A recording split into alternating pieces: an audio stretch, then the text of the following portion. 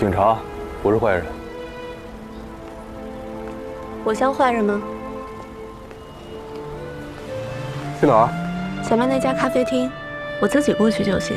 我送你过去。不用麻烦了，这家店我每天都去，这条路我自己没问题的。也没几步路，不送你过去，对不起这身上这身衣服。你这是先天的还是？是意外，在治疗吧？治疗不过是安慰，我已经接受这个现实了。你还挺乐观的。也只剩乐观了。警官，前面我就到了，我自己过去就行。啊，那行，你自己注意安全。嗯。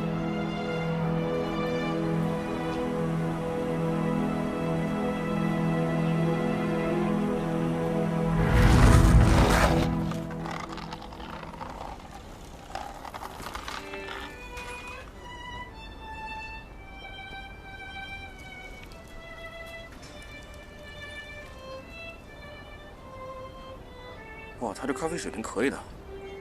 他2个手一块冲了。好秀啊，看着还不错啊。这水平。哎，那边也开始了。我怎么看怎么觉得他水平高。不好说，一会儿还得尝尝味道呢。那就尝尝看呗。好好喝啊。我也觉得。我觉得他做的好喝，深藏不露啊，现在2比1了。不错。哎，这个怎么样？美女，也不错。我看你点的手冲应该是懂咖啡的，这2杯给你品鉴一下，选你喜欢的那杯就行。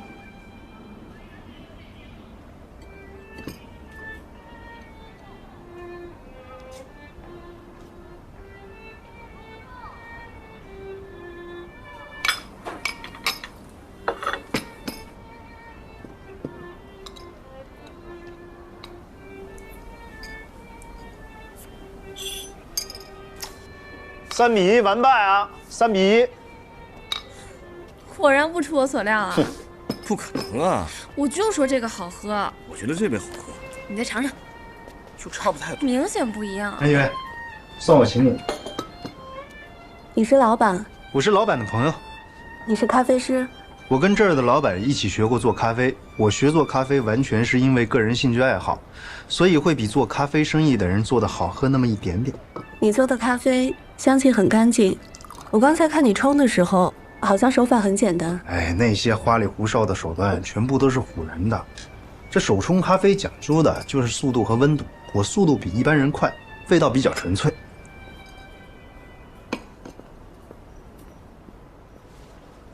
还有事吗？你在看什么书呢？沙丘，科幻类的。哎，我有一个朋友啊，开了一家密室，也是科幻题材的，他们正组人体验呢。要不你跟我一起去玩？我不方便。这有什么不方便的？一起玩就熟了。我真不方便。那去露营，我们去山间河边去弄一杯手冲咖啡，那感觉完全不同。我也不方便。这么不方便啊？这露营又不需要动脑子，有手有脚去不就成了吗？大灰灰对吧？嗯哼。你的咖啡很棒，不过我要走了，希望有机会再喝到你冲的咖啡。不好意思，我刚才没注意。别说对不起，我很开心你没注意到我是个残疾，让我做了几分钟的正常人。不用帮我自己可以。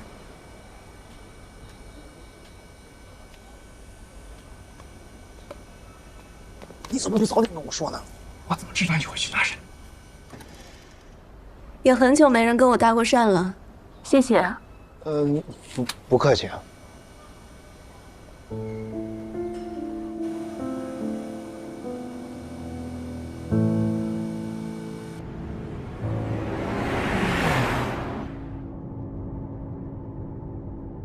今天我去看爸了。他还好吧？不好，心情很不好。去年跟你说过，我爸妈想拿回来一部分钱，你答应的是元旦后，现在马上都要10月份了。他们知道我工作室去年失火的事儿吧？当然知道。那他们也知道重建花了多少钱，我损失了多少作品了。所以这10个月我都没催过你。现在呢，是困难时期，我们得……现在，你是涅槃重生的大师，名望比以前大多了。是啊，可名望转换成财富，还是需要时间的。好，我等你。我会尽快的。今天又不回家？是啊，得回工作室加班啊。欠了多少要交付的东西，你也不是不知道。我知道，你辛苦了。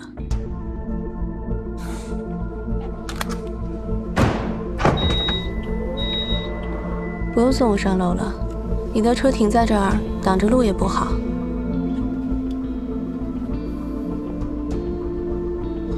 行啊，那你回去了，好好休息吧。我哪天不是好好休息呢？你要好好休息才是。我还好，你回去记得早点睡。如果有事儿的话，给我打电话。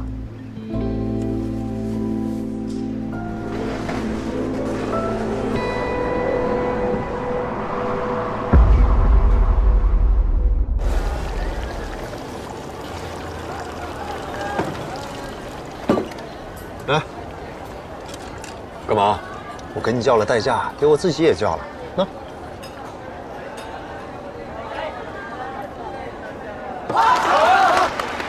说说，最近什么进展？先敬你。大灰灰，我说了，你必须得找点什么线索，我才能帮你。你现在这样无凭无据的，我真的……我进的是你的警号，我不是故意查你的，我是很偶然才得知，你那个警号重启了2次。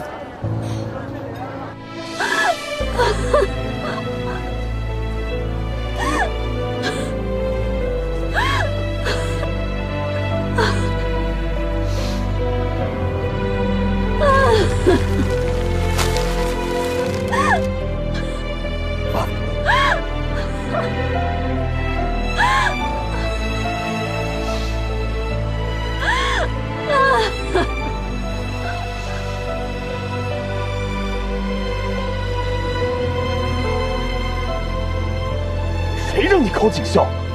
老爸说过，希望你搞学术、搞科研。你考什么警校？你学习比我还好，你不也考警校了吗？我不当警察，怎么重启老爸的警号？我不希望他的警号永远被封存着。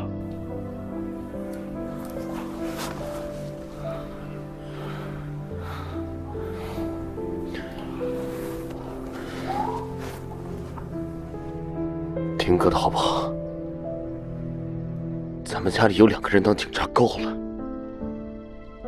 你去学点别的，咱妈也放心。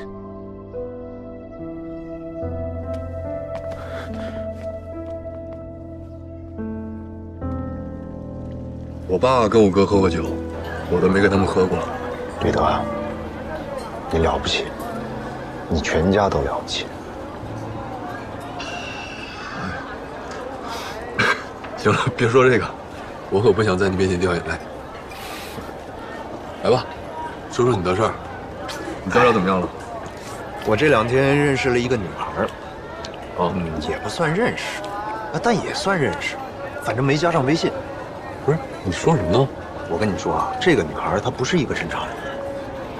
挺好，你也不太正常。什么呀？她这个人，哎，你有没有跟她说过，你此时此刻正在找你的前女友？那倒没聊那么深入，我连联系方式都还没要到呢。什么叫我在找我的前女友？这不是找，这是查，这跟感情毫无关系。我这个算是我职业病。哎，既然她和你一样不正常，那应该能挺理解你，说不定还会帮忙找你前女友啊。不对，是查。得，我跟你说不明白，等我跟她混熟了，带你见一见你就知道了。说正经的，你说你调查怎么样？我前2天见曾杰了，怎么样？铩羽而归，太没问题，一点问题也没有，就是太没问题了。所以啊，从逻辑上来讲，这一点问题没有，就肯定有问题。大辉，你这已经不是推理了，你这是推测臆想，带着假定性看问题是会有问题的，知道吗？我这不是还没说问题呢吗？你不是说没问题吗？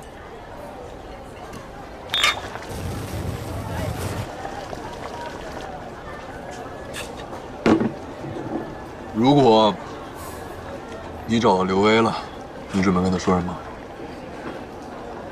我不知道。对视，消失，一笑，好像没什么可说的，也不需要说什么，知道他没事就行。但我知道他不是没事啊。你知道我最害怕什么？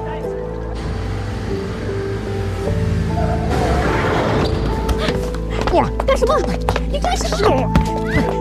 干什么？看我！他被卖到了一个地图上查不到名字、导航也没法精准定位的偏僻山村，卖给了一个大半辈子都娶不起老婆的老光棍，一个好歹上过大学的网络颜值视频主播，在一个可能根本不通网的村子里，绝望地成了一个陌生人的媳妇。没有好的食物，没有能安稳睡下的床，每天提心吊胆，时时刻刻都在想着怎么逃走，但每次都会被村里的人发现，被抓回来，还得挨打。快1年了，他可能已经迫不得已生下了那个老光棍的孩子，再也不会有人叫他名字薇薇了，只会喊他一声喂啊！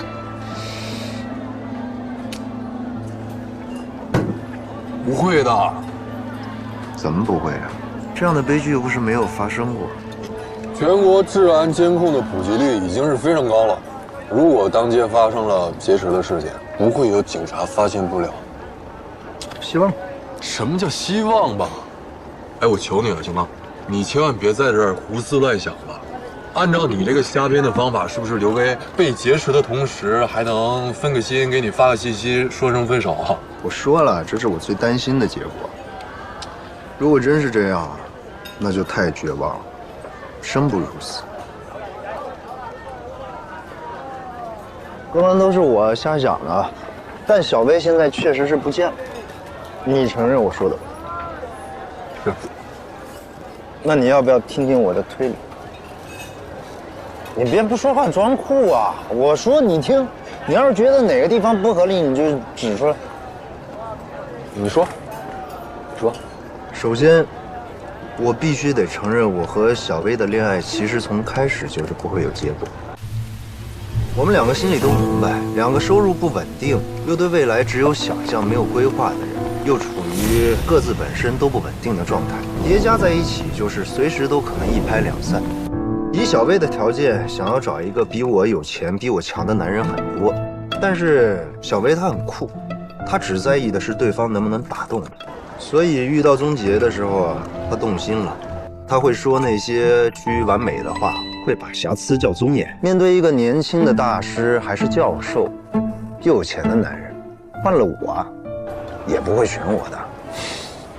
但是啊，这不是小薇见异思迁，也不是她爱慕金钱，是我们俩相处时间太短，根本没什么感情基础。最起码他在和曾杰开始的时候很尊重我，先跟我分了个手。啊，你跟这个叫尊重？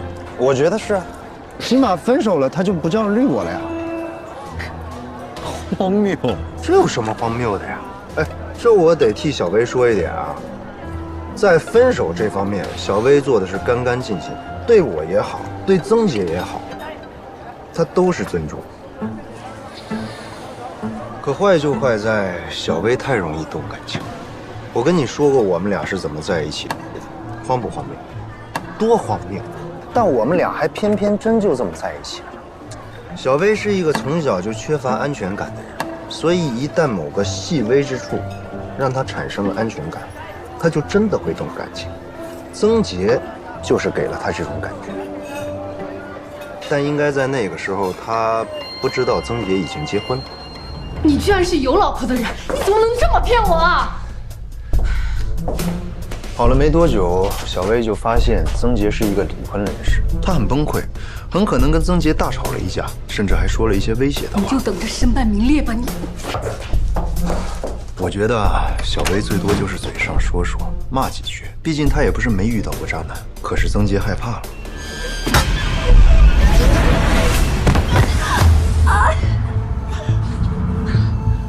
一般的渣男有什么可怕的？可是曾杰不一样啊，他有身份有地位，他必须得要脸，而且他老婆本身就是一个富家女。曾杰搞艺术都靠他老婆家里出钱支持的，他必须不能让小薇的存在影响到他的声望。他可能会提出一些条件，比如给一些钱。小薇气头上来了，不要他的出钱，曾杰更害怕了，怎么办？怎么办？于是怒从心头起，恶向胆边生。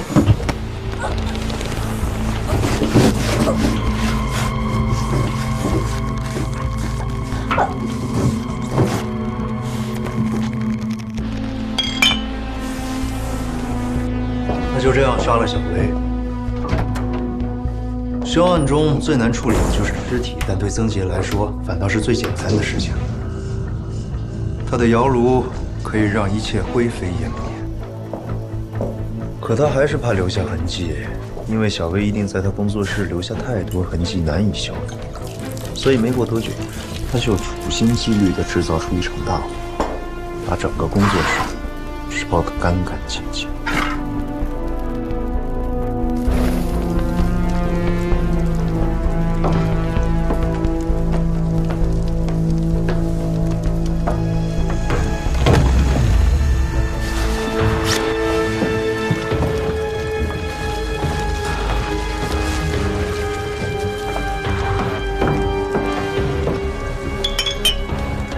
火灾的情况通报里提过了。对啊，谁能相信曾大师自己点了自己的工作室，烧了自己的诸多作品？你想想我刚刚说的过程，是不是合理？是不是符合逻辑？所以你觉得你说的就是真相？起码我的推演符合现在的结果。我知道，但是我没有证据。如果你觉得小薇没出意外，你有没有什么证据？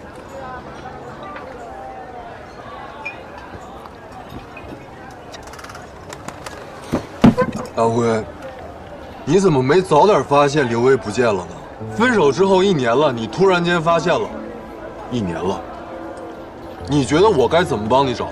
你告诉我，我怎么帮你找小薇？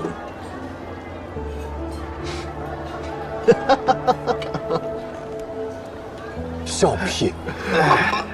你终于相信我了。我是认可你的能力。哎呀，今天系里开会，拖拖拉拉好久才结束。吃了吗？吃了，订的工作餐。以前你不是最不爱吃西餐吗？最近怎么总吃这些东西？换换口味，弄着也方便。自己在家就别折腾了，要不明天我给你请个做饭阿姨。家里请个人，我觉得不自在。你晚上还走吗？的确有好多事还没做完。你该忙就去忙吧，我知道你现在压力也大。也好，那我一会儿取2套衣服，晚上回工作室加班。赶紧把那批订单都弄完，快点搞到一些钱，也让你父母安心一些。谢谢老公。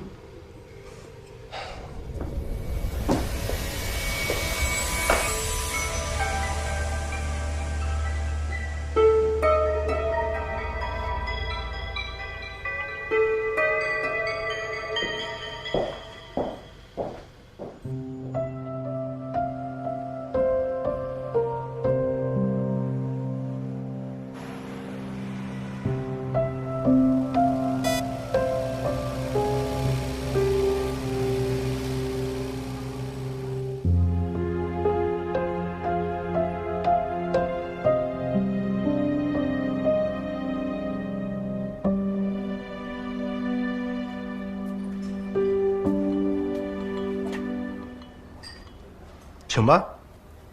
我哥们儿说你天天几乎都会在这儿，只坐这个位置，我就专门在这儿等你。刚刚你过马路的时候，我就看着，开始冲这壶咖啡，时间正好，现在喝，温度一定非常合适。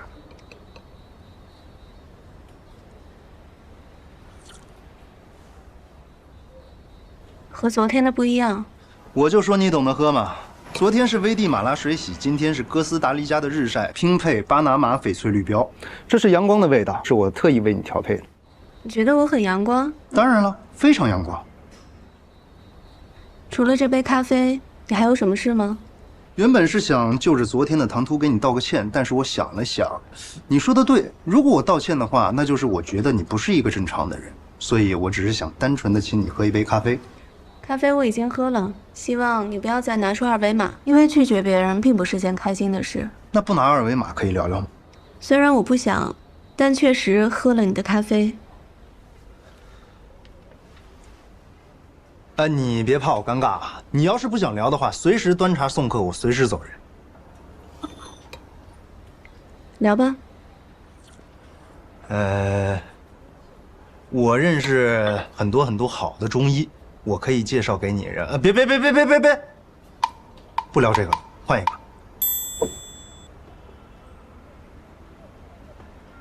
你其实挺有钱的，该找的医生你全都找过了。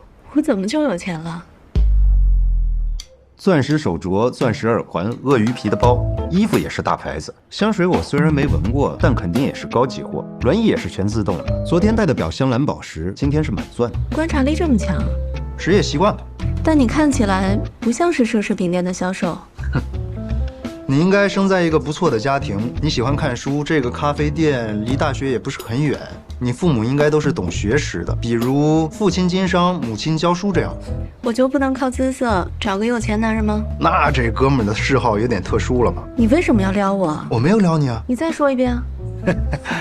我也不知道，我就是觉得你跟别人都不一样。你是有什么特殊嗜好吧？没有啊，我昨天撩你的时候，我都没发现你下。你承认你是在撩我了？你这个性格我越来越喜欢了，好阳光。我不阳光，一点都不。如果让你坐在这张轮椅上，你也不会感觉到阳光的。那能康复吗？还是正在康复当中？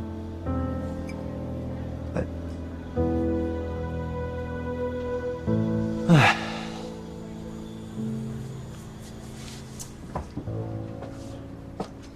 哎，对了，你做什么职业啊？无业游民。看到你这个富婆在这儿，就不想努力了，想来试试。真的吗？差不多吧，反正我就是一个做视频的博主。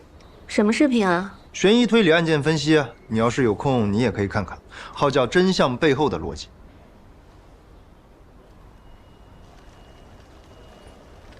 吃不吃甜点？蓝莓慕斯。上菜，刷我的卡。你办卡了吗你？哎，我下回给你办一张不就完了吗？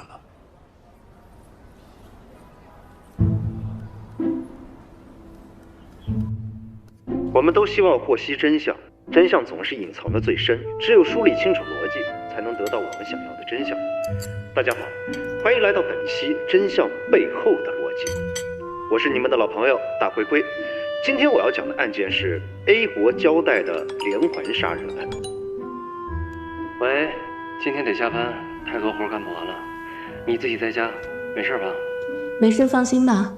你也别太熬夜，早点休息。在这里，我不去讨论 A 国是否应该存在死刑，只是我情感上无法接受，像这样的人渣，道德、公义、良心都无法约束他。可惜我只是一个普普通通做视频的，既没法让人渣迷途知返，也没能力帮助这种被人伤害过的人，只能尽我所能，把每一个视频做好，希望世界变得更和谐安静。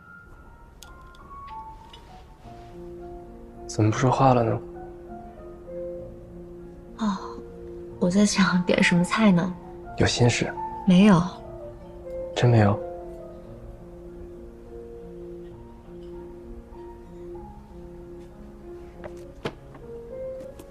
我是想结束。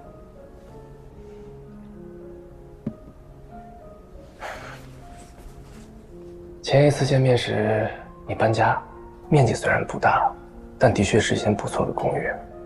记得上个月你跟我说过，在竞选什么项目组的组长，看样子是成功了，恭喜你啊！你不生气吗？看着你一步步变好，我怎么会生气呢？只是有些遗憾。你说过，每个月去吃一次你收藏的餐厅，够我们吃2年的。还有好多我们都没吃过呢。曾老师，谢谢你帮助过我，也给了我很多的鼓励。正是因为有你这么优秀的人在我身边，才让我有了更加努力的动力。只是现在的我没有办法喜欢一个人。还有那些我们没有吃过的餐厅，我都一起发给你了。今天是2019年9月27日，我会永远记住这一天的。好，那我们就珍惜这一天。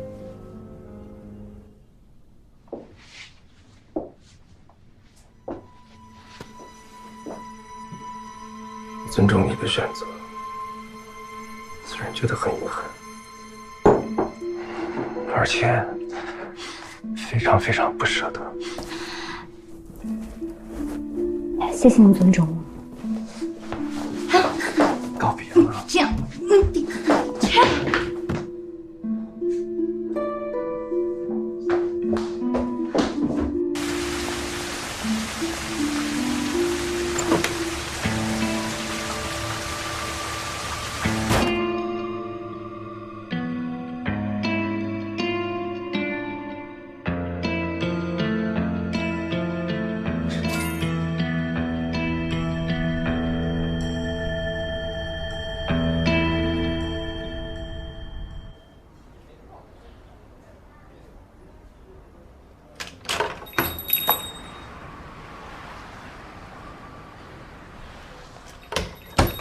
这么巧啊！我基本上每天都在这儿，基本上都坐这儿，这有什么巧的？喝点什么？哎，咨询你个事，之前你说你朋友的密室逃脱需要飞檐走壁、爬上爬下吗？我得给我朋友提个意见，让他研发一个不需要太多肢体参与的密室游戏。那露营的话，有手没脚可以去吗？当然可以了，我可以把你照顾得妥妥的。我很久没有去过室外了。你想什么时候去啊？今天。这么着急啊？那算了。哎，走，出发。等一下，麻烦你把这件衣服换上。是个什么玩法啊？我是个已婚妇女，特征还这么显著。要是被认识的人知道我跟你一起去露营的话，被我先生看到会很尴尬的。我不在乎解释。但是人嘛，爱八卦，肯定胜过爱听解释。原本我觉得自己坦荡荡的，怎么突然还觉得心虚了呢？那弥补一下你，满足一下你的好奇心。我的腿是因为去年车祸残疾的。车祸？我把车开到路边水沟里去了，不是因为我技术差，是刹车当时突然失灵了。你确定？我确定踩的不是油门啊，是，我也确定你不是令人闻风丧胆的马路杀手。但是，1年前的一个下午，哎，你怎么一个人开车去了？你老公没陪你吗？他忙着呢，我好不容易约上大师给我爸祈福，等他时间不知道到哪天了。不过他昨天专门帮我把车送去保养了。那你回来得几点了？也就1个多小时路。怎么了？怎么刹车踩着没反应了？这么快？踩错了吧？怎么可能真没反应了？啊？那你现在能减速吗？怎么办？我现在速度很快。你别着急啊，我现在马上给你找人问问。我怎么停下来啊？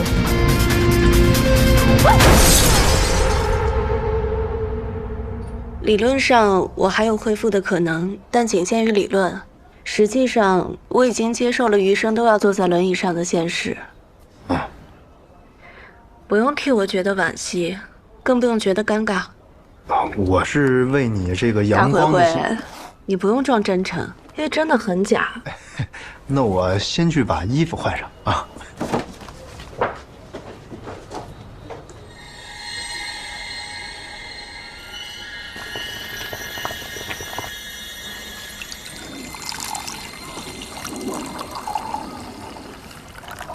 你尝尝看。嗯。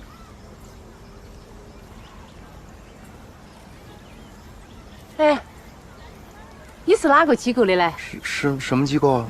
我看到你照顾人还多细心的，还会煮咖啡，所以就想问下你好多钱一个月？不得行哦，我是他承包的。哦。什么眼神啊？哎呀！现在露营这么火吗？这地方方便，来就行，所以人多。下次要是提前准备一下，咱们能去一个更野的地方，搭个帐篷什么的。那样的地方不适合我吧？没事儿，大多数的路轮椅都能过去，实在过不去我背你就行了。算了，不麻烦你了。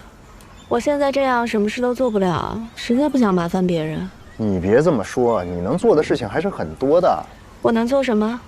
你看过直播吗？嗯。现在有一种主播叫做轮椅主播。残疾人吗？不是，他们就是坐在电脑面前，就像是坐在轮椅上一样。你想让我直播卖惨啊？卖惨早就过时了，现在都卖坚强、卖独立、卖乐观。你会打游戏吗？你长得这么漂亮，就往那一坐，只要不说自己结婚了，还是能骗到不少粉丝的。我打得很差。这东西又没关系，练就行了，熟能生巧啊。你前女友也是做这个的吗？是啊，她也是做直播、做视频的。那她是不是很好看？有照片吗？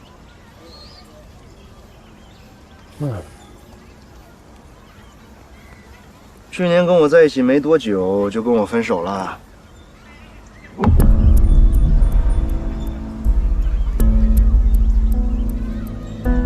很漂亮啊，为什么分手？觉得你配不上她？是配不上她呀，她那么年轻漂亮又心高气傲，像我这种普通人当然配不上她了。怎么了？还想她？早就没想，只不过我最近发现她好像失踪了。把你拉黑了？拉黑那是正常的，就是她不见了，一点痕迹都没了，就像是从这个世界上消失了一样。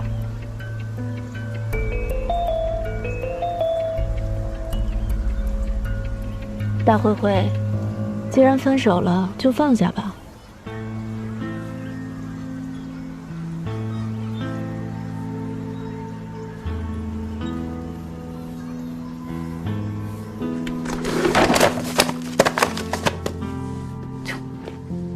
10万定金，剩下20万做完后给你。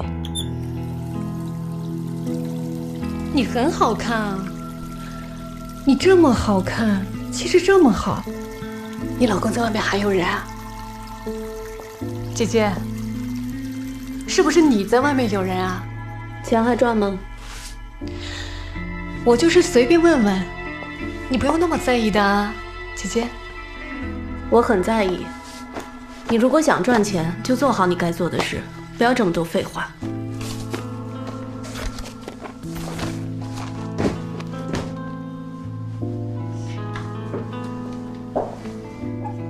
放心，拿了钱我会好好做事的。你好像有男朋友吧？无所谓啊，随时可以分手，本来就没有认真谈。但凡他有点钱，我至于替你做这个事儿吗？你男朋友也挺可怜的。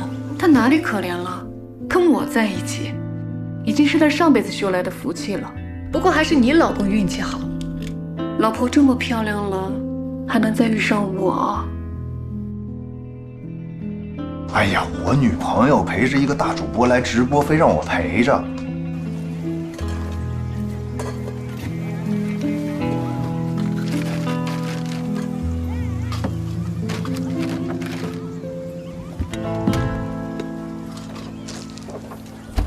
急什么呀？真烦！你开车跟我还挺像啊。我是说你的嘴。哦，那你也是这种眼观六路，嘴骂八方的风格。这骂别人加塞，骂别人不让我们加塞，骑车时骂开车的，开车时又骂骑车的。是啊，现在没法开车了，才发现自己以前多没素质。这话我怎么听着那么像是在骂我呢？你开车带女朋友的时候也这么骂骂咧咧吗？没有，我是跟前女友分手以后买的这辆破车啊，都不知道几手的了，委屈了啊，富婆。我挺喜欢你这种底盘高的车，视野舒服，而且我好久都没坐过副驾了。那你先生一定开的是一辆大好车，后座宽敞，不像我这辆车后面太挤了。哎，你家在哪儿啊？我们往哪开？送我回咖啡厅。我都穿成这样了，你还怕我送你回去啊？我先生下班早的时候会去接我。哦，你先生是做什么的？艺术家。厉害啊！什么艺术啊？哎，你怎么开车的呀？让那车加塞了吧？着什么急呀？投胎去啊！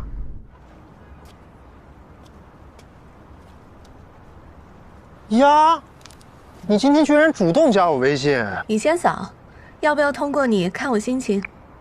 我看你今天心情不错呀。有机会再见。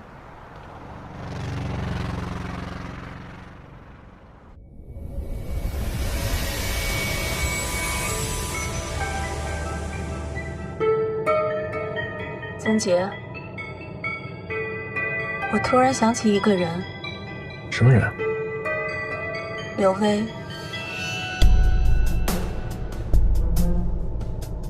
你想干嘛？我就是突然想起来了。你是想把去年的事重新翻出来吗？我没想跟你吵架，也不想提这件事，我就是突然……你到底想干什么，白小玲？这件事再翻出来，你很高兴是不是？不是。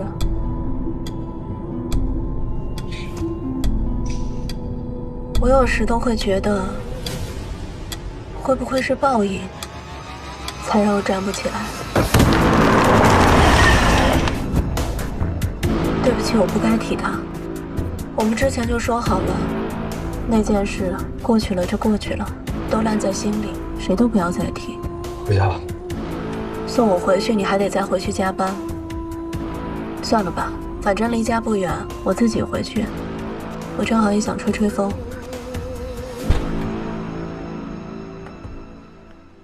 麻烦你帮我拿下轮椅。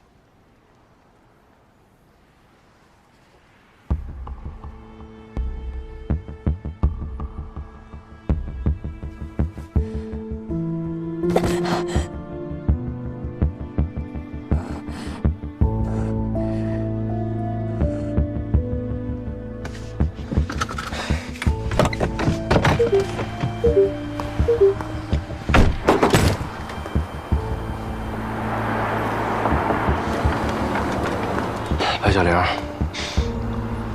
我不知道你今天是怎么了，但是去年我们就说好了，这件事谁都不可以再提。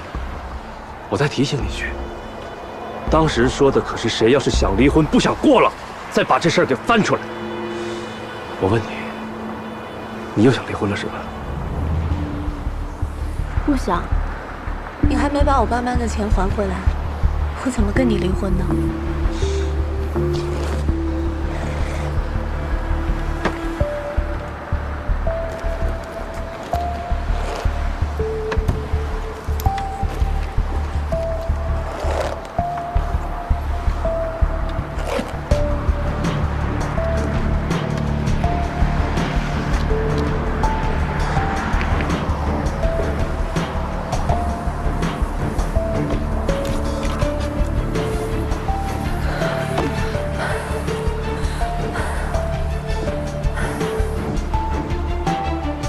今天是我不对，我不该提，以后我也不会再提了。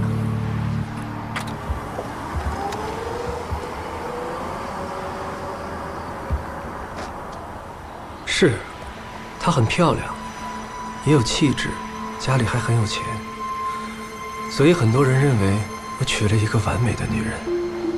可他们不知道的是，她经常会用最冷淡的方式说出让人难受的话，而且始终都带着一种蔑视。我是艺术家，是教授，她只是个暴发户的女儿，可她偏偏带着不知从哪儿来的优越感和冷漠。可能是她从小生活的条件太好，追她的人太多，她认为所有的男人都应该视她为中心。他想抓你婚内出轨的证据，是想分你的财产。你不是说他家里很有钱吗？有谁会嫌钱多吗？我们有不少的婚内财产，他应该是想让我净身出户吧。幸好，你老婆请来帮助他的人是我。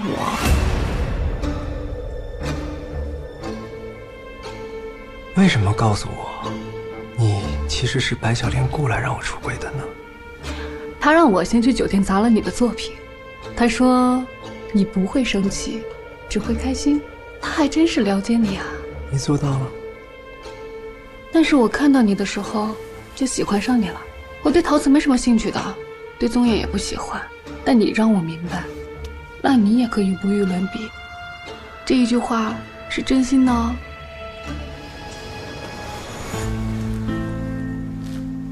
我连初恋都没有这么喜欢过一个男人，我之前遇到的男人都太不堪了，眼高手低的大学生，没钱没理想的混子，毫无品味只知道炫耀的富二代，还有我前男友那样不甘平凡却只能平凡的普通青年，他们都没有办法跟你比。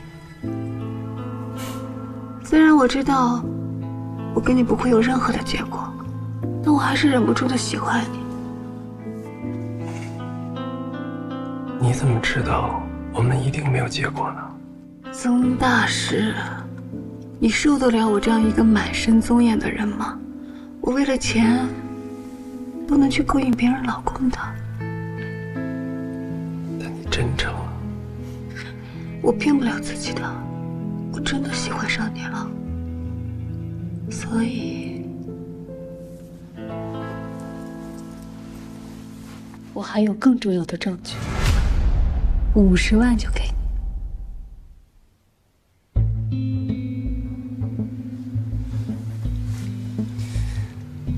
我老婆给了你多少啊？30万，尾款还差20。那你就没想过再拷贝一份给他？我喜欢的是你，又不是他。20万呢？万一你变心了呢？我都这么喜欢你了，你还不相信我？那好，我还有一份视频，是你老婆找我时我偷录的。她亲口说，让我勾引你，再拍下证据。这你都录了？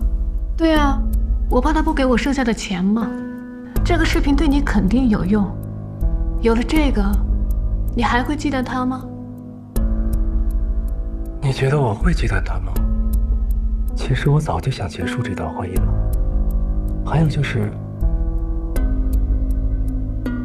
我也喜欢你。可惜啊，我也接受不了宗烨。出轨就是宗烨。你还记得吧？我跟你刚开始的时候，是要先跟我前男友分手的。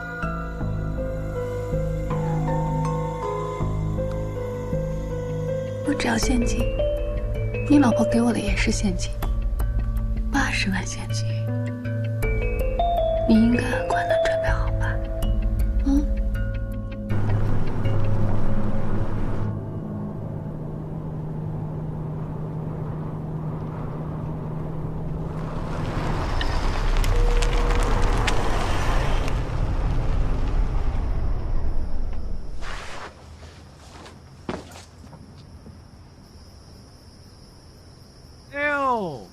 美弟儿，回来喽！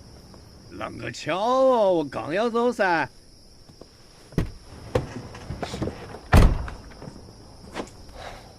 你怎么又过来了？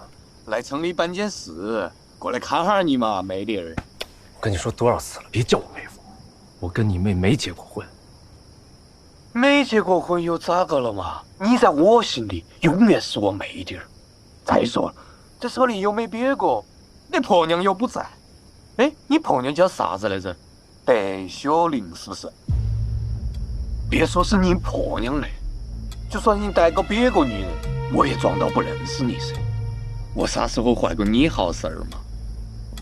哎呀，可就是我妹儿哦，没了这个命。算命的说过群命，没得嫁给你，就是她的命不好，没得办法。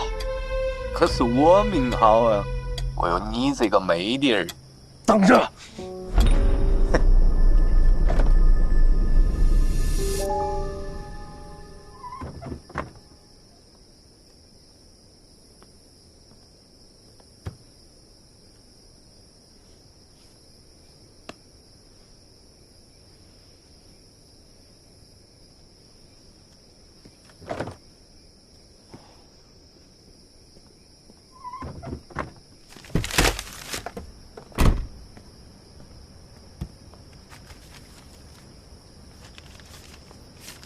就这点儿哦，现金就这么多。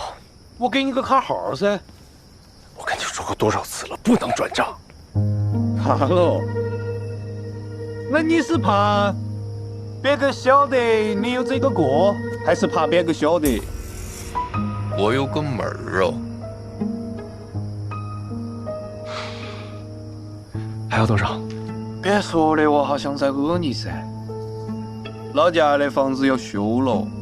我妹儿那儿也该修了，不多，10万。下周来取钱，但是来之前一定得告诉我。好，那我就再跑一趟噻。林珊，你每次管我要钱，我都给你了，但是你给我记着，嘴上别乱喷。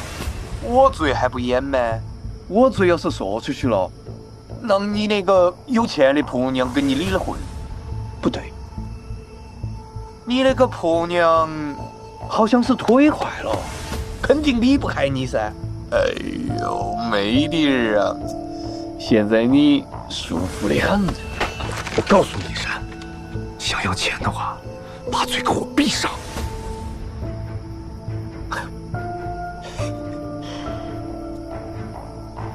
张姐，你是我妹弟儿，不是我哥，别跟我吼噻，还是啥子艺术大师嘞，要懂文明讲礼貌噻，听到没得？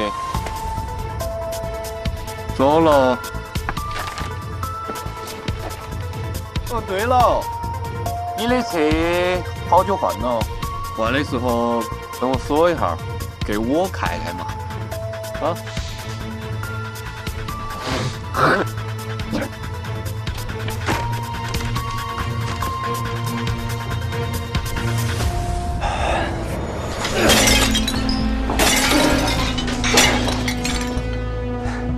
都给我处理掉，还有那些垃圾作品，有瑕疵的、有棕眼的，一个都不要留。把里边的给我拿出来。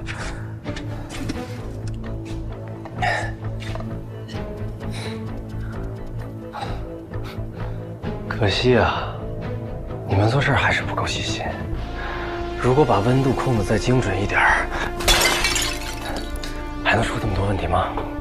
嗯，曾老师，这些都砸吗？我跟你说过多少次了，没有一颗追求完美的心，你怎么做出好作品？老师，他。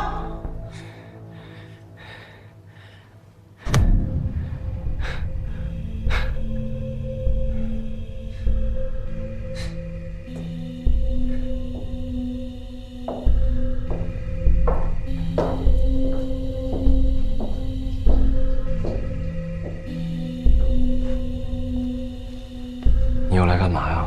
采访啊？你好好的东西就这么砸了，不可惜吗？有棕眼的作品我都会处理掉。你不是知道什么叫棕眼吗？哦，知道，小薇跟我普及过。这个小薇是你什么人？我前任。分手多久了？去年分的。那你找了他1整年了？没有，就这几天。曾教授最后一次见到刘薇是什么时候？我根本就不认识这个人，怎么可能见过面？哎，要不你查查自己的通讯录？这位朋友，我很不理解你的行为。但是我不会干涉任何你想干的事儿。同样，我也不希望自己一次次被你这样莫名其妙的骚扰。我不知道你和你的前任之间到底有什么恩怨，已经分手1年多，突然要找他，因为这是你的私事儿，我无权干预。我只希望下一次你别来找我。哇，曾教授是不是学过表演？这演的真像不认识刘威一样。我确实不认识他，我也不认识你，请你离开我的工作室。呀，碰瓷儿啊！报警吧！报警！报警！这个人打坏了你的作品。这些是本来就要处理的有宗严的残次品。这是我学生的作品，即便他有宗严，也是完成的作品，我们可以任意处置。而你没有这个权利和资格，你闯进了我的工作室，砸坏了我们的作品，我当然得报警。曾大师也这么无赖啊？有什么话留着，跟警察说。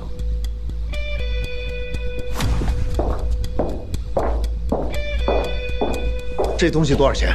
别讹我啊！你怎么那么冲动？你砸人瓷器干嘛？他要走，我就拉了他一下，他就把自己手里的瓷器摔到地上了。而且我去的时候，他们正在砸那些瓷器，那些都是有宗严的残次品，都是要处理的。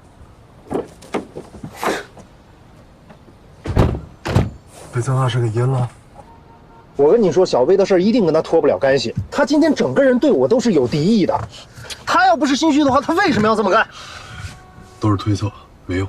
推测是为了建立和明确方向，只要方向没错，我就肯定能查出来。你吃饭了没有？我这还没到家就来找你，你说呢？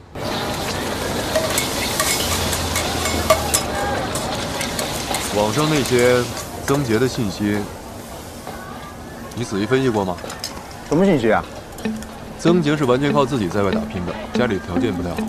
上大学的几年都是靠勤工俭学和奖学金，但是读研期间他突然间经济条件转好，还会开着车去上学。读研毕业之后呢，他留校当了老师，之后2年内作品不断得奖，再后来他就结婚了，老婆家里是经商的，挺有钱。那他就是在读研期间认识的他傍上富婆了呀，这逻辑就说得通了。曾杰通过他老婆家的钱改变了自己。所以他怕他有外遇的事情被人发现。没错，他老婆应该完全不知道他有外遇的情况。这你怎么确定啊？基本上能确定，就是要再找一找。怎么说？去找曾杰老婆？这明显是一个可行的路线。你放心，我绝对不会乱来，一切都在遵纪守法的前提下。终于开始步入正轨了。你肯定也觉得曾杰很可疑吧？快说说，你还有什么收获？我觉得其他的也没什么用吧。网上的采访大多都是重复性。不，了解一个人很重要。就比如你今天告诉我这些信息，就非常关键。我原本一直以为曾杰的事业成功是很轻而易举的，没想到他跟我想的不一样，是一个经历磨难的普通人，这个就很重要。怎么重要？怎么重要呢？啊，一个市场里边有这么一群保安，这保安队长退休了，从底下兄弟选一个上来接替。这个保安想当一个好领导，当他上任之后，就会对原来的兄弟更加严苛，动辄训斥辱骂，不吝责罚，稍微犯点错就会严厉惩戒，开除起来更是毫不留情。人的心态会随身份改变，人想要攀登高位，就一定付出过代价。是啊，如果曾杰从穷苦的家庭一步步走到今天这个位置，他一定非常在意，不会让自己的地位和生活受到影响。真希望你是错的。这么看好我啊？不是不看好你，是如果你是错的话，小薇就会没事儿，这是最好的。我肯定不希望那样的结果。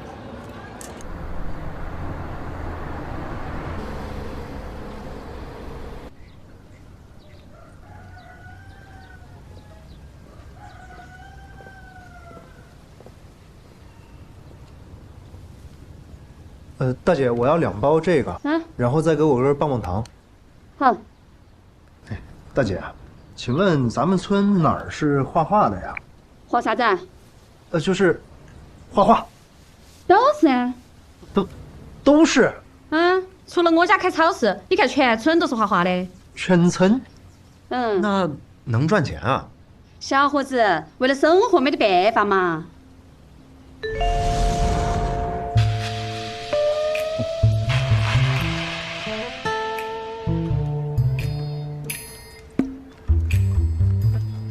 大哥，能跟您打听个人吗？你找哪个？你们家之前有没有一个叫曾杰的在这干过？曾杰？哎，我们这儿有没有叫曾杰的啊？没得，没得曾杰的。你是要画啥子？哦，他是画……哦，你看我们这儿都画的是梵高，你准备画啥子？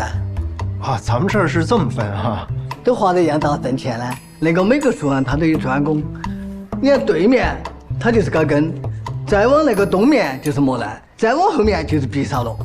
啊，全是印象派啊。我们以前也画过毕加索，也画过达达杜尼，现在生意撇了，我们村上人基本上都是印象派，没得你要找的曾杰。啊，谢谢大哥，我再去别家打听打听。啊，慢走啊。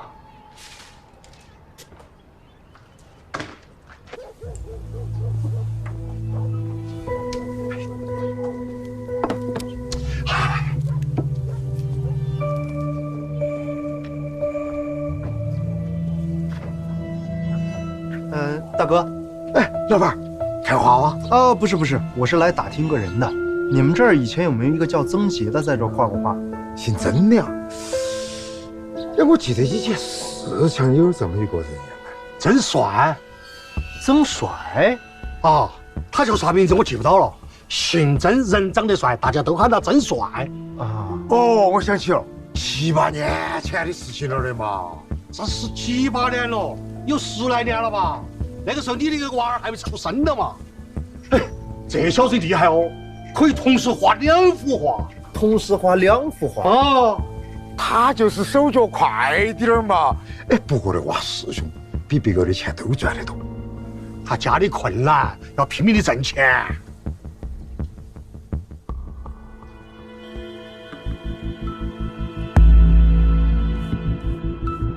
这么拼啊？缺钱啊！老爸现在住院，家里是1分钱都借不到，40万，我上哪儿挣去？偏偏在这个节骨眼儿，我还被保研了。就算是奖学金我能拿，可我还得吃饭的吧？这么一幅画能卖多少钱？睡莲村里卖500，批发最低350。日出这2年比较火，每张能多卖个50块。这些画画廊买走了，一张能卖个2、3千。我画一张的工费是150。这么看来，这艺术品也不贵啊。你管这叫艺术品？这不就是复制吗？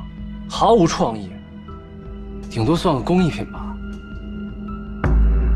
不配，工艺品也不配，它就是个垃圾，垃圾。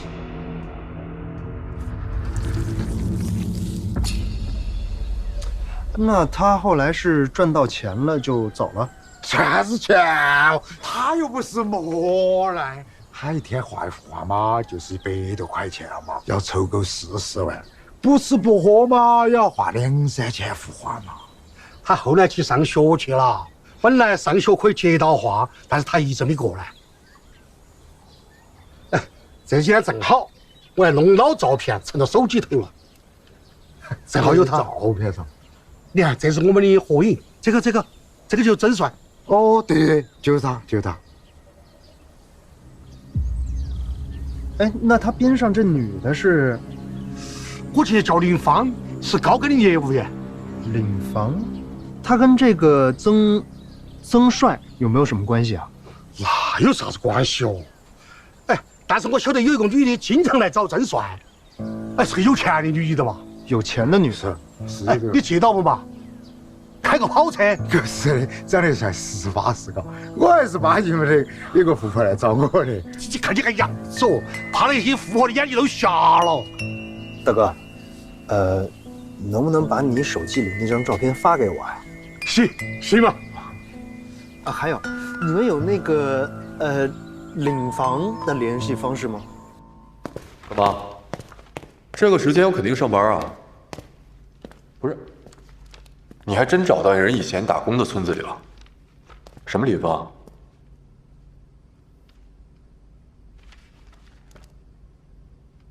你给我发过来那条信息什么意思啊？林芳和曾杰关系好，好不容易打听到的，但也不知道为什么我根本打不通。这个人可能是突破口，他和曾杰的关系一定不一般。有什么不一般呢？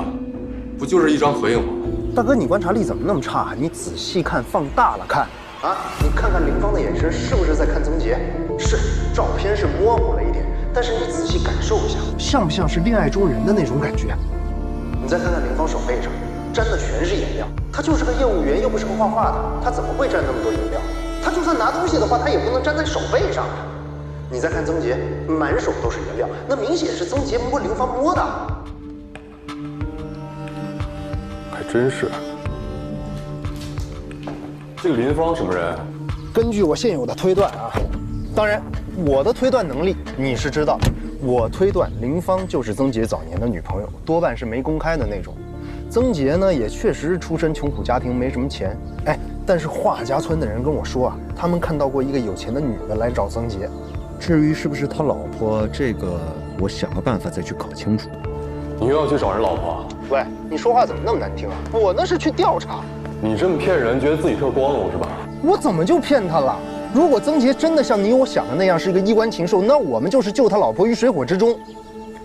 他老婆看上去不像是个坏人。行吧，再捋捋。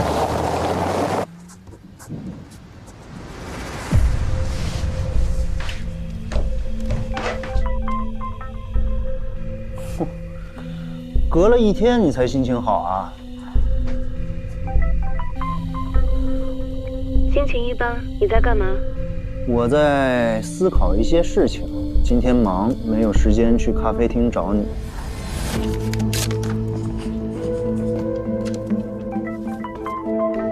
你应该忙才对，我加你是来催更的。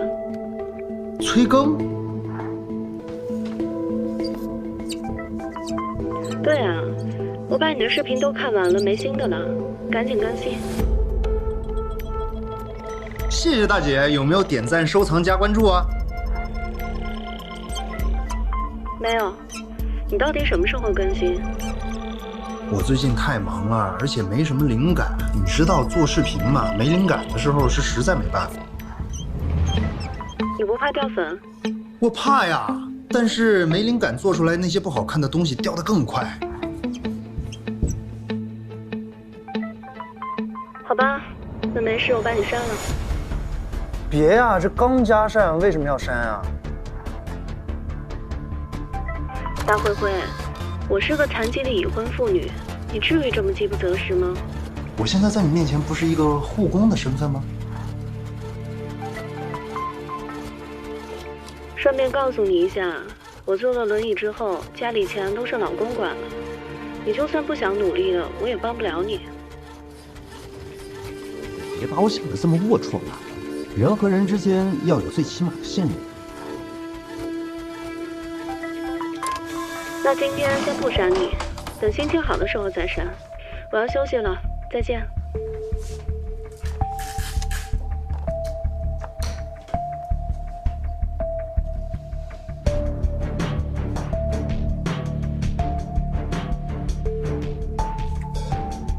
曾杰，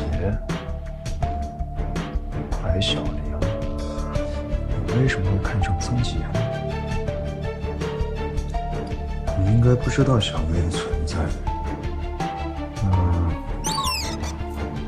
你知不知道曾杰的秘密？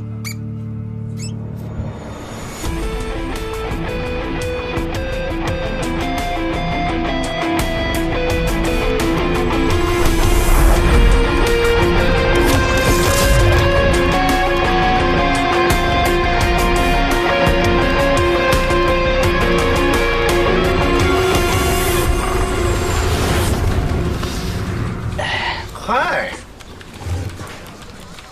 怎么样啊？白小玲是个女老板，应该算是个富二代吧。那公司是他爸妈出钱搞的，他爸妈都退休了，他爸一直在医院，不晓得是中风偏瘫还是啥子的，反正1年多了还在休养。她老公是个教授，还还是个很有名的陶瓷大师。他以前怎么样？他读的就是个普通2本，学管理的，看起来没啥子好上学啊，不是旅游就是搞一些学校的税产活动，股票的不错。哎呀，不过可惜哟，现在站不起来了。哇，哪来的？你不知道我帮到啥的？所以他和他有关联的同学、闺蜜、朋友学的社交媒体，我说那爬虫爬了个遍。她老公没得，她老公几乎不用社交软件，要么就是这个人很自律，要么就是很谨慎。你都搜到什么了？这个白豆林，上学的时候睡的人很多，不过耍朋友就耍了1次，和他的师兄。毕业后师兄出国了，他就单身了很长时间，没得好久就结婚了，3年前吧。婚后生活怎么样？我不晓得，我又没结过婚。我说白小玲。哦。他婚后的社交媒体发的都是些不痛不痒的东西，看不出来啥子。不过从他的互动来说，我觉得别个还是挺羡慕他的。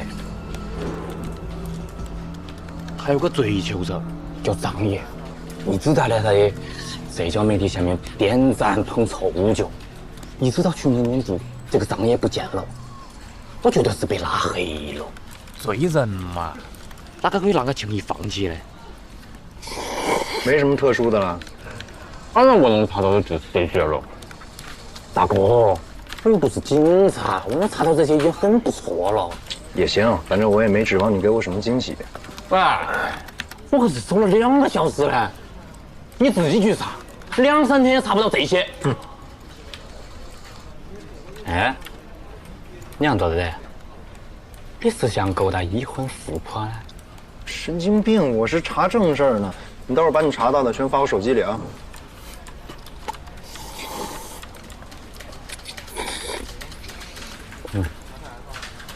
我再送你一个文档。什么文档？如何取悦富婆？滚！发过去了。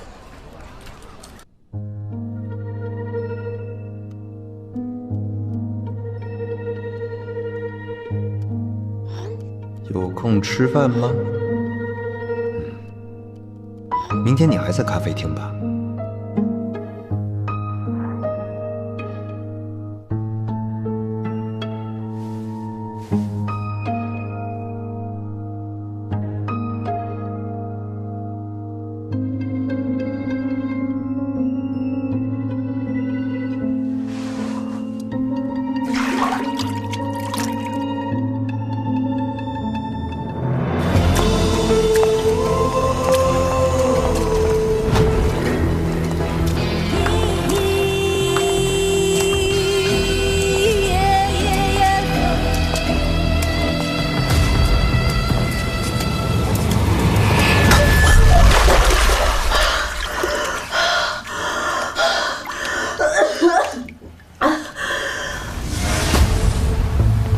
从今天开始，全都忘了吧。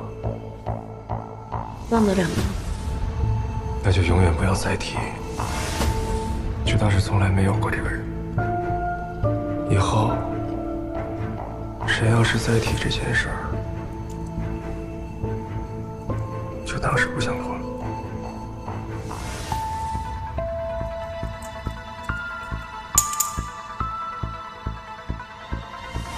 好。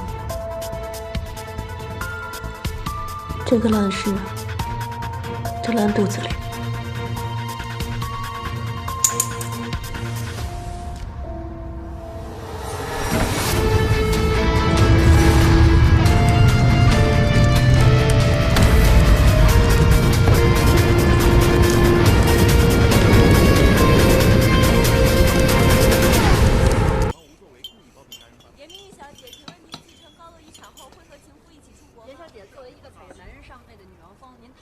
暗黑者，你还喜欢看这个呀？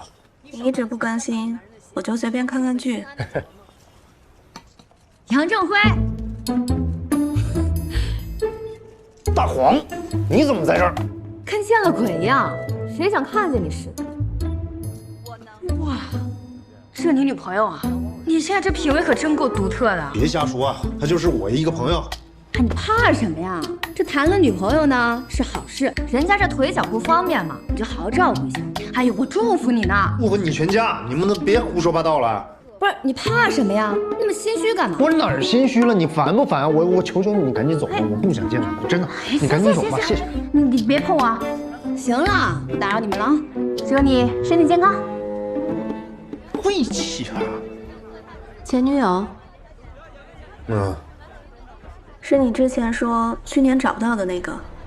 啊，不是，是那之前的。他好像对你不是很友善啊。分手的时候就不太体面，那是好多年前了。那时候我还没开始做视频，也没什么钱，就连他过生日我也得用花呗借钱给他买礼物。后来有一个男的一直在追她，还挺有钱的。我发现了，就跟他大吵了一架，他就跟那男的断了联系。结果没过多久，发现他跟另一个男的在一起，那个男的还是个结了婚的。他不适合你，你再忍也没用。不是他不适合，是以我当时的条件，任何女孩都不适合。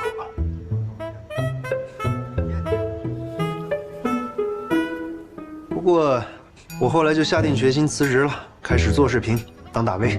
你现在成大 V 了吗？嘿嘿，暂时还没有。不过我现在收入比当时好多了。哎，我都已经把我这么糗的事情都告诉你了，你是不是也说说你自己啊？我又没让你说，你自己要说的。我就是想知道你老公是怎么跟你这么有钱的女孩在一块儿的。我告诉你，你也学不会啊。没准儿呢，你说说看呗。我今天要去菜市场买菜，你陪我去。我看心情和你聊聊。走。走什么？你忘了规矩了？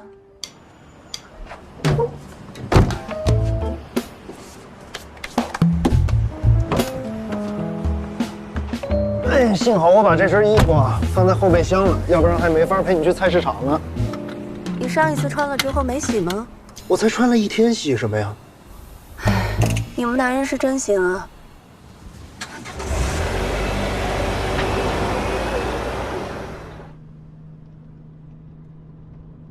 有年夏天，我跟朋友自驾去玩，路上车胎漏气了，我们2个女生都不会换轮胎，叫了救援，但要好几个小时才能到，就在路边干等。正好遇到我先生带着学生去山里采风。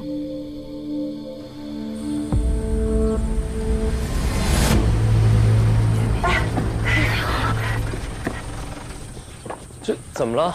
我车坏了，车胎漏气了。有备胎吗？啊，有，后备箱里有，但我们2个都不会弄。没事。哎，你拿那个警示牌放我们车后边，你把这个工具和胎拿出来，咱帮人把胎换了。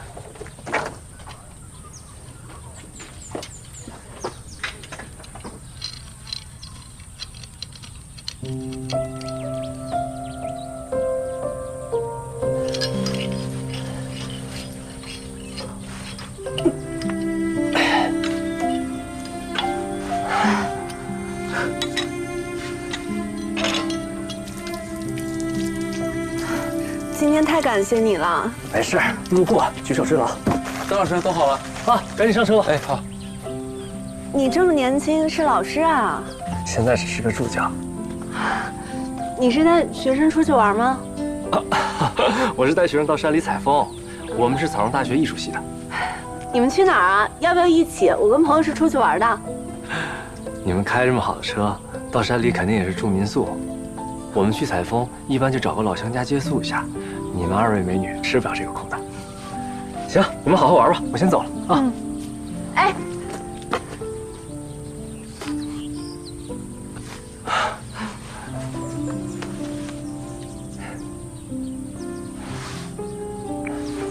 我叫曾杰。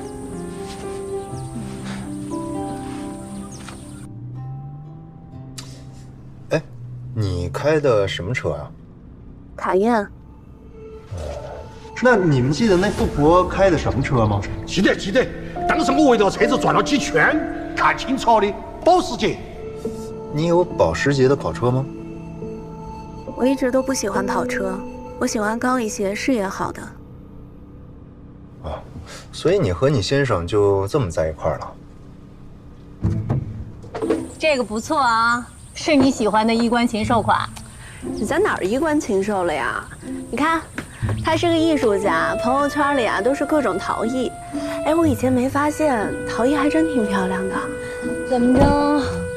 看中了人不感兴趣的东西，现在也喜欢了呗？他很厉害的，拿过奖呢。那他这么年轻就是大学老师了。白同学，你要抓紧时间勾搭呀，不然的话容易让别的美女们捷足先登啊！我跟你说。哎呀，别闹了，上车。没多久，我生日后，他看到我朋友圈送了一件礼物给我，收到一件礼物，很特别，一件普通的作品而已。这个是发簪吧？你做的？是啊，我看你也不缺什么，名牌包、首饰这些你都有了，就选了个造型，做了件小东西送给你。我很喜欢，从小到大都没有人专门给我做过东西，还是这么特别的东西。你还刻了一句话，这是什么？欲寄彩笺千尺素，山长水阔知何处？怎么一个字都认不出来？我用古篆体，你知道意思就行。什么意思啊？搜出一句诗来：年华灼灼艳桃李，结发簪花配君子。这哥们儿有想法呀。或许吧，反正当时我还挺感动的，觉得他挺用心的。也是，他做什么都一如既往的用心。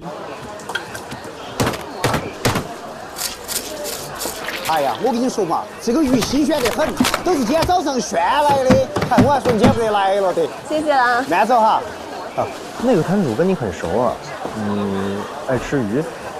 我特征这么显著，多来几次不都跟我熟了？我不爱吃鱼，我先生喜欢。你都这样了，还要在家做饭啊？我都这样了，我只能在家做饭了。再说了，我也不想什么事都不做。还是老样子噻，五花肉要瘦点儿，猪肝儿、心肺一样来点。这也不像是你爱吃的。五花肉他喜欢，猪肝补血，猪肺炖汤，他老熬夜。你可真够贤惠的。哎，小北，好了。接下来该买青菜了吧？你自己喜欢吃什么呀？买完青菜，市场门口有一家进口超市，里面有很好的牛排和面包。哇，你买牛排可真贵。肉质等级高一些。哎，我是送你回你咖啡厅啊，还是回家？回家。我先生今天要加班，不能接我。好。哎，你先生可真有福气啊，你对他可真好。买菜做饭有什么特别的？妻子不都这么对先生吗？再说我现在是个残废，你觉得这叫福气啊？你以前又不是，再说你一定会治好的。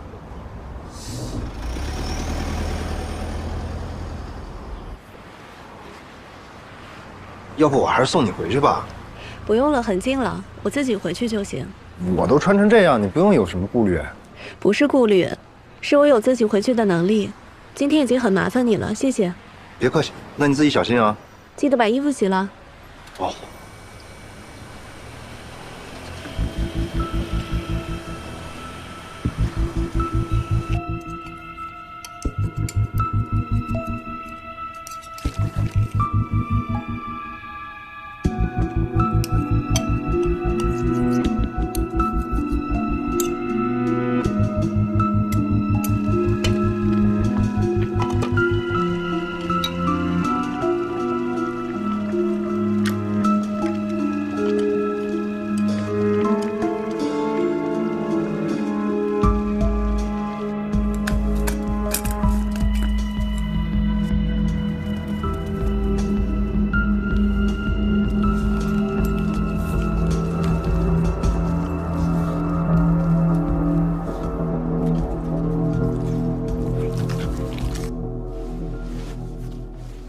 曾杰，出院前有些事情，我想先跟你说一说。你说。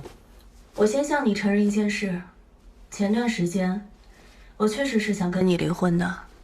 现在呢？还想离吗？你想吗？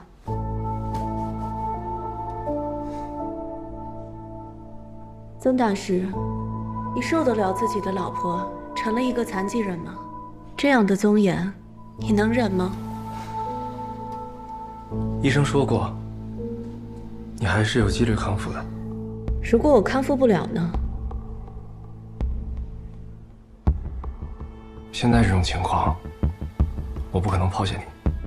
对，曾大师当然不能抛弃受伤残疾的妻子，这样做了，你的声誉会受影响。这些话回去再说。怕丢面子是吧？我意思是没必要在这儿吵架。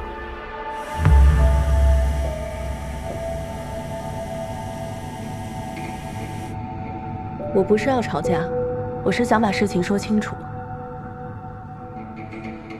曾姐，这次我差点就死了，我也想明白了很多事情。夫妻嘛，哪有完美的组合？我现在成这个样子了，如果再离婚，我爸妈肯定是要找你要钱的。你先不用说什么公司是我的这种话，我家的钱你弄走多少，你比我清楚。我现在心平气和地跟你谈，谈一个我们都能接受的条件。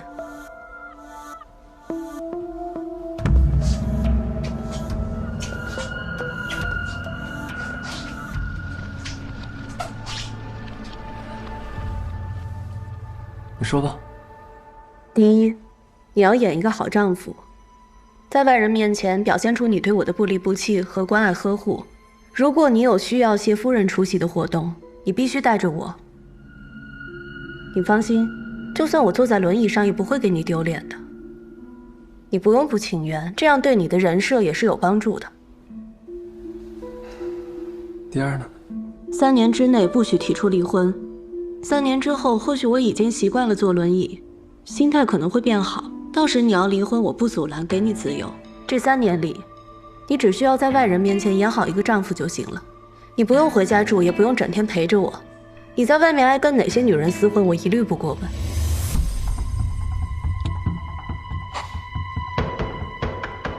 还有第3？当然有。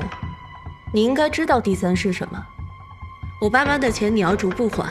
我想明白了，该吃的亏我认了，你不用全还，你只要保证每年拿回来300万就行，3年一共900万，这还不到你弄走我家钱的一半。白小玲，我跟你说过多少次了，这个钱放在基金里是什么？你不用告诉我，你说了很多次，我也听了很多次，我听够了。我不听解释，只要结果。3年900万，你能不能做到？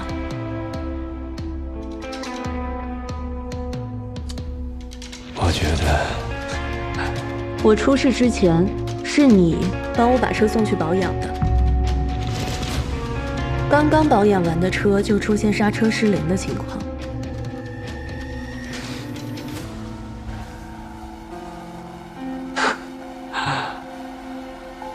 白小玲，你这话是什么意思呀？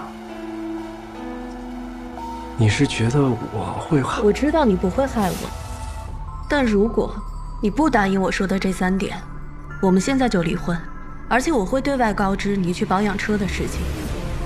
曾大师，你老婆出车祸残疾就被你抛弃，而且车祸的原因也令人浮想联翩。你的人设、你的面子、你的声誉，会怎么样呢？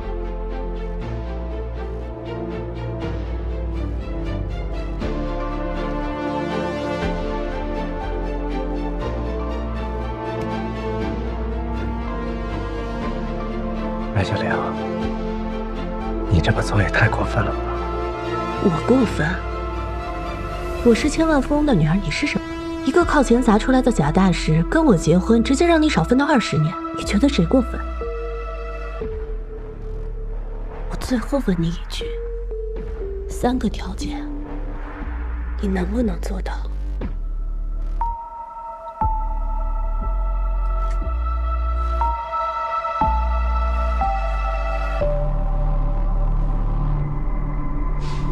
好啊，就按你说的做。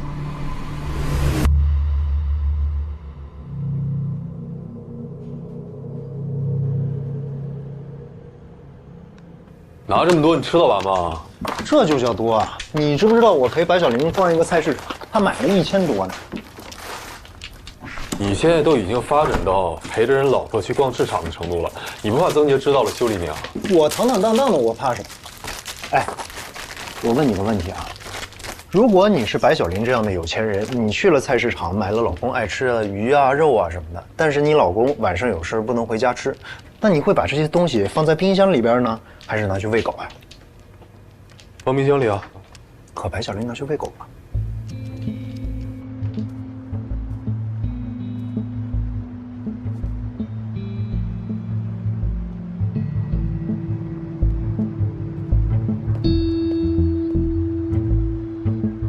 看来有钱人的生活和咱们就是不一样。之前曾杰在华家村的时候，有一个富婆去找过他，我旁敲侧击了一下白小玲，不是他。这曾杰可以啊，总能遇上富婆。哎，凌芳那手机号怎么打不通啊？我前2天又去了一趟华家村，打听到了凌芳的老家，也是农村的，但跟曾杰不是一个地方，离得挺远。怎么着？还打算去看看？反正都到这步了，去看看可能有发现呢。去归去，但你要记得。哎，我知道，合法合规。我什么时候跟你闹过事儿，添过乱了？昨天也不知道是谁被派出所给拘留了。喂，人有的时候应该多吃少说。凌芳，你是在白小玲出现之前，还是出现之后死的呢？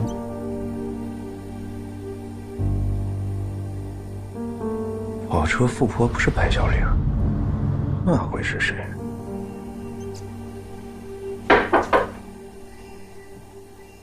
你这是在干嘛？看呢。你怎么来了？我在你家旁边拍东西，就顺路过来看看呗。哎，你今儿让我帮你演的戏是干啥？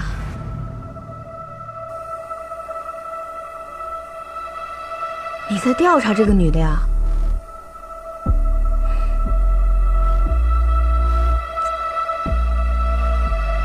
这投影仪又是干嘛？房里需要一点灯光，就当是个氛围灯。你放反了呀！反了呢？说不定他才是正的，我们世界才是反的。这不是你前女友吗？你到底要干什么？小薇失踪了。失踪？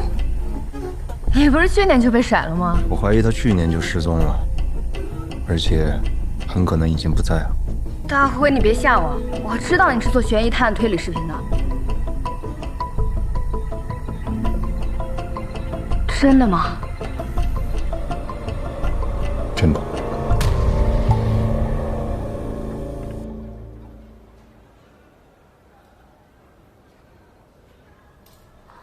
这是画呀，我还以为是印刷品呢，画的可真不错。你好，帮我问一下你们老板，这幅画要买下来。你为什么买仿制品啊？应该在100到200之间。什么之间？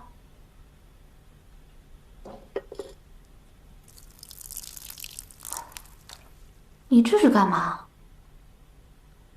我有一段很不为人知的过去，想听吗？是不为人知呢，还是不敢啊？不为人知，也很不敢。从大二开始，假期我就没再回过家，在一个做手工画的村子里打工。那是一个很神奇的地方，一个村子里挤了10几间的画坊，家家都以此来谋生。从村头起是梵高、高更、毕沙罗，拐个弯就是莫奈、雷诺阿，再往里面走是德加和马奈。哦，还有一家做达达主义。一个小小的村子里，几乎囊括了所有的印象派大师。老板来关副业。村口的小卖部，大家平时习惯记账。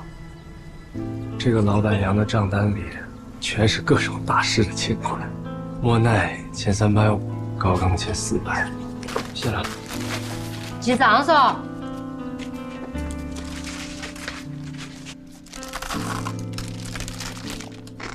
当时我在莫奈家，基本就只画日出这一幅画，别的画销路都不好。这个画室人多的时候，足足能有20多人啊！我是这里画的最快的，因为我可以一次画2幅。画1幅画，我的工钱是150，赶上假期的时候能画个几10幅，周末通宵不睡也能画出2幅来。我的学费、生活费都是这么赚出来的。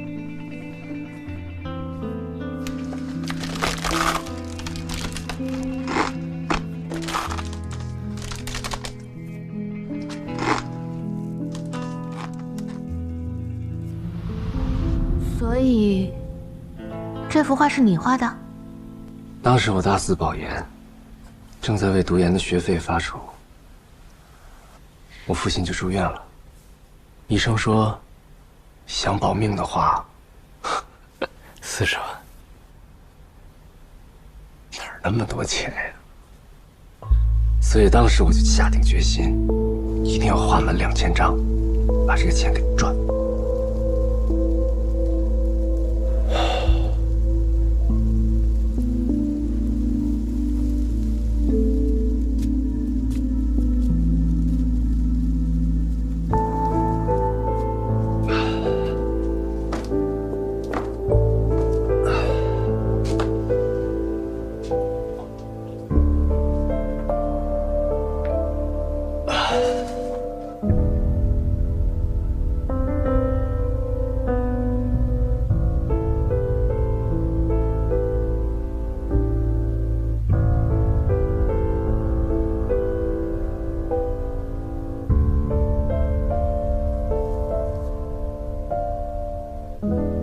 那是我在每一个画上都留下了一个编号，所以我觉得这张一定是100到200之间。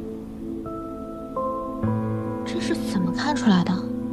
干这种活儿，最开始画的时候画得非常仔细。100到200之间的时候，其实人会非常的疲惫，所以画的也会非常仓促。可是200之后呢，会越来越熟，反而线条会越来越流畅。所以100到200之间，应该是最差的。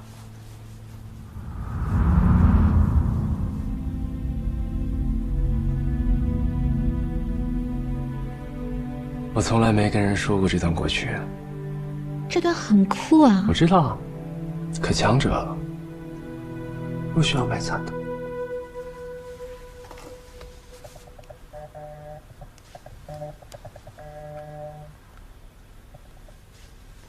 你到了，你在下面等我。美女儿，把嘴闭上。给你准备好了，以后别叫我妹夫。赶紧走。着急赶我走噻！屋里头有别个？哪个？怕我看到还是怕看到我？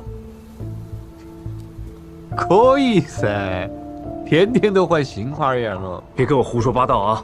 哪个胡说了？你跟我妹儿在一起的时候，我说啥子嘞？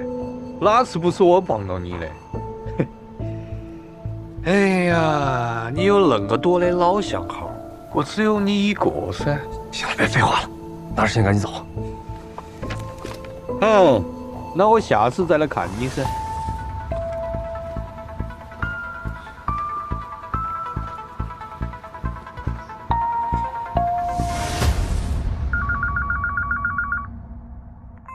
收到一件礼物，很特别。一件普通的作品而已。这个是发簪吧？从小到大都没有人专门给我做过东西。哎，你还刻了句话啊：欲济彩笺千尺素，山长水阔知何处。就你一个字都认不出来。我是用古篆体写的，你知道意思就好。我搜索呢。晏殊的诗啊，想给我的心上人寄一封信，高山延绵碧水无尽，又不知我思念的人身在何处。你不知道我在哪儿，你怎么给我寄的东西啊？你知道我是说的是你吧？你在哪儿呢？荒山野岭。哎，你到底在哪儿啊？真是在荒郊野岭。你去那儿干嘛？刚刚杀了个人，准备要处理尸体呢。让我猜猜啊，你是不是在挖做陶瓷的那些泥呢？真聪明。你什么时候回来啊？我应该也快好了吧？那要不要一起吃饭啊？好啊，哎，正好我朋友开了间私房菜，还不错。行，吃什么都行。那好，那我让他给我们留位置。嗯。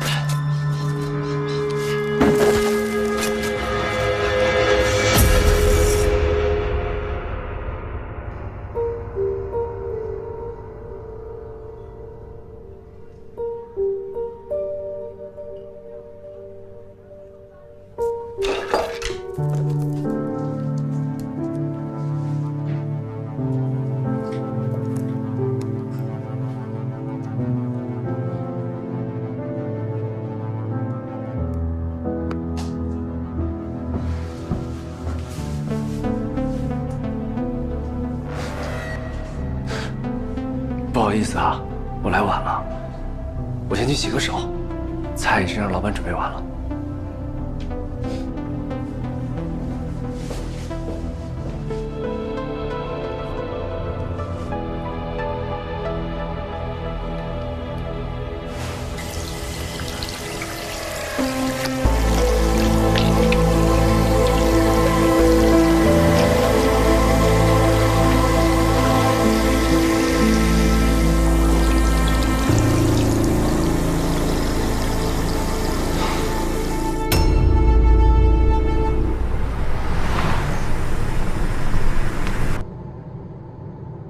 我妈要来看我们，看你，别带上我。没必要这么说吧？我知道你和我妈一直挺不和谐。用词没必要这么体面啊！我可以一直包容你妈，是你妈对我始终不满，我到现在都不明白她为什么对我这么仇视。哪有什么仇视啊？你总是要把问题尖锐化。你理解一下，她就是个没见识的老太太，你没必要和她较真儿。我较过真吗？从结婚起，我对她什么时候不是尊敬有加？没办法，你也说了，她就是个没见识的老太太，但我不是一个没见识的媳妇儿。从你认识我的时候就知道我不是，难道这要怪我？不可理喻。曾杰，你说这句话的时候最好想清楚，我哪里不可理喻了？结婚的时候，你妈和你们家那么多亲戚过来，我爸妈是不是都安排了酒店？连那些你叫不出名字的什么叔什么婶，全都安排到了5星级，给你妈订的更是行政套房。结婚后，你妈哪次来让她受委屈了？家里一直都有她的房间，每次来，床上用品我换的都是新的，家里也有钟点工，让她做过一点家务没有？你是不是觉得非得找个没见识的媳妇儿，天天跟你妈斗就可理喻了？我的意思啊，是你可以再包容一点。还要我怎么包容？你妈怎么不知道包容一点我呢？每次过来都要跟我说你以前多么优秀，多么出色，全村的骄傲，全镇的榜样。她一次一次跟我说这些，是真觉得我配不上你，还是担心你配不上我？好了，我们不吵了。我知道，你对我妈一直都挺好的，但你也知道，我们没有那么好的家境，我妈带大我真的很不容易。我知道啊，你经常跟我说你妈带你有多辛苦，你努力奋斗就是要报答父母，让你妈晚年幸福，这些我都理解。不过曾杰，你妈带你不容易是因为你家穷，我妈带我容易是因为我爸年轻的时候一直在拼命赚钱。你现在是大学教授，是受人尊重的大师，你不能还是这种你穷你有理的思维吧？行，我不说了，行吗？你就当演个戏，反正我妈这次来也待不了多久。行，演戏呗，反正现在也都是在演戏。她什么时候到？订的晚上的火车，明天上午到。你明天要上课吧？那我去接你。算了，忘了上次你去接她，折腾成什么样子。我妈提了3个包，还得给你推轮椅。你过不了天桥，到不了网约车的位置，你和我妈在火车站门口站了1个多小时啊！是我妈站着，你是坐着的，弄得我临时从学校赶出来，课都没调，只能让学生自己画写生。还是我去接吧，我跟系里调下课就行了。那好，上午我去买菜，中午饭弄好，我等你们。你为什么总是要出去买菜啊？这上门的不好吗？我喜欢去菜市，不想整天闷在家里。我不是不想让你太辛苦吗？这周学校副高评级考核，忙死了。你要不说我都忘了，曾大师还是副教授呢。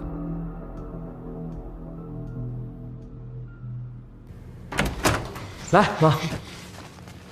哎，你放这儿，我来拿放这儿吧。妈来了，先过来吃饭。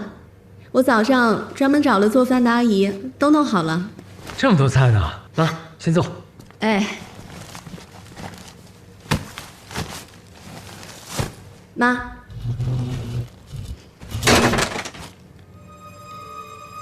我专门做了您最爱的煎蛋汤，先喝点汤。坐。哎，对了，老公，哎，我买了一箱饮料，在超市呢，钱已经付了，你去拿一下。哦，行，妈，那你先吃啊，别等我。快点回来啊！哎，好。妈，您先喝点汤。放这儿吧。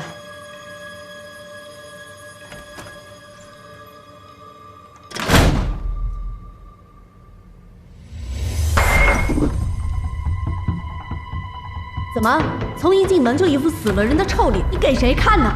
你看我怎么捅死那个不要脸的泼妇！你看我今天捅死那个不要脸的泼妇！来，快点把我捅死！你以为我不敢捅死你？你不是一直想让我死吗？你不是一直想让你的儿子换个媳妇儿吗？到时候找个孝顺你的，逢年过节都去监狱去探视。闭嘴！把我捅死，你就能换个儿媳妇了。到时候还生不出来，你就知道是谁有毛病了。闭上你的臭嘴丧门心！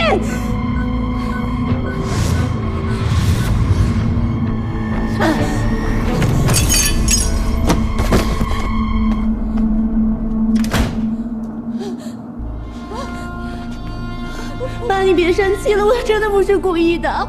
老公，我刚刚把头洒妈身上，我不是故意的。妈，先冷静，把头。别听他胡说八道。消气。是他先我知道，好，妈。你看他脸上那血，都是他自己弄的，不是我给他弄的。老公，是我自己弄的。妈，冷静。刚才扔糖的时候我没接好。付快妈，你还敢胡说八道是吧？先冷静点吧，妈，你臭嘴！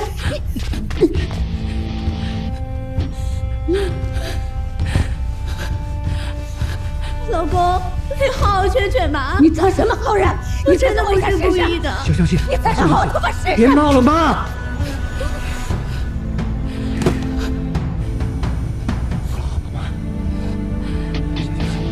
我真不是他那样的，儿子。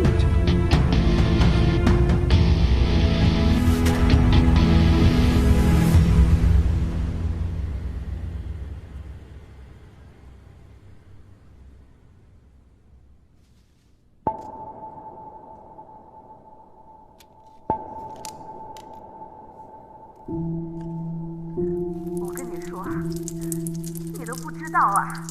你刚一出门，他就给我一耳光，我还没回过神来，这边又扯起来给我一耳光，还抓起我的头发，把我按在桌子上打呀！不可能嘛，他又站不起来。哎，你还不信是吧？他还拿起杯子敲碎了要捅死我呢，然后我才拿刀。好妈，都是他的问题，都是他的问题。儿子啊，我跟你说呀，这个婆娘不行，她太歹毒了。这个婚呢，你必须要离。你现在是艺术大师，又是名人，他这个德行哪配得上你啊？等你把婚离了，重新找一个对你好的、性格好的。你看你现在功成名就，人又帅气，你还怕找不到吗？妈，不是这样子的。你什么意思啊？你舍不得他？他不就是无厘头有点钱吗？哎，你知不知道他那个老爸现在睡到床上起不来了？为什么？报应，为富不仁，老天都要收拾他。哦，对了，他刚刚跟我说什么？如果你把婚离了，再找一个，如果还生不出来的话，那就知道是哪个的问题了。他这话什么意思？妈，你听我说，这个婚我是肯定要离的。以前他还可以，各个方面跟我配得起，现在不行了，我哪能跟他过一辈子呀？那你抓紧啊！你还在等什么嘛？妈，来的路上不是跟你说了，最近我学校要评级，不出意外的话，我很快就是正教授了。哦，所以这个节骨眼上我不能出乱子。如果这个时候我的后院起火了，会影响我的前途。我知道了啊。别傻气啊！等我评级过了，尽快处理这件事情，好吗？那我们就说好了啊，等你离了婚，他那个钱还有这个房子你都有份的啊。这个是属于夫妻共同财产，我都咨询过了，你一定要分一半。儿子，你要知道，你是我们村里头最厉害的，在县里头也是最棒的。我跟你说啊，你是条龙，就他那个白小玲不知道好歹，他就是没那福气跟着你，你喊他滚，好，妈，好。那个，咱们去喽。你要找他呀？我要去说说他的呀。好啊，不去了。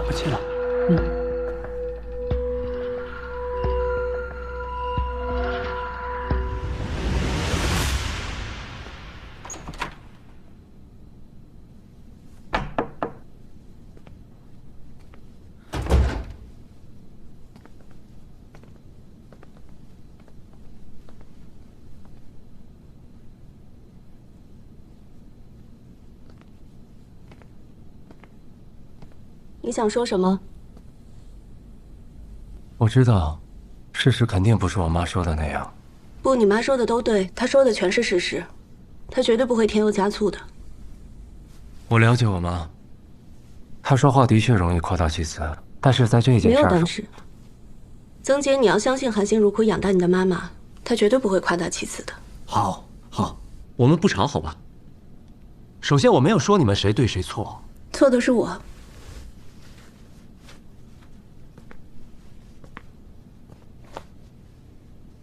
现在我妈非得要走，那你的意思是，让我走？我没那个意思。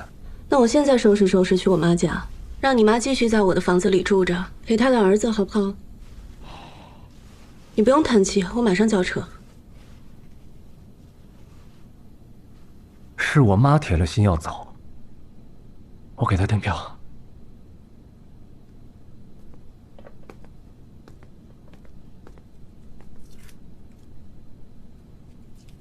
我先带我妈去吃个饭，然后送她去车站。家里，你找个钟点工收拾一下吧。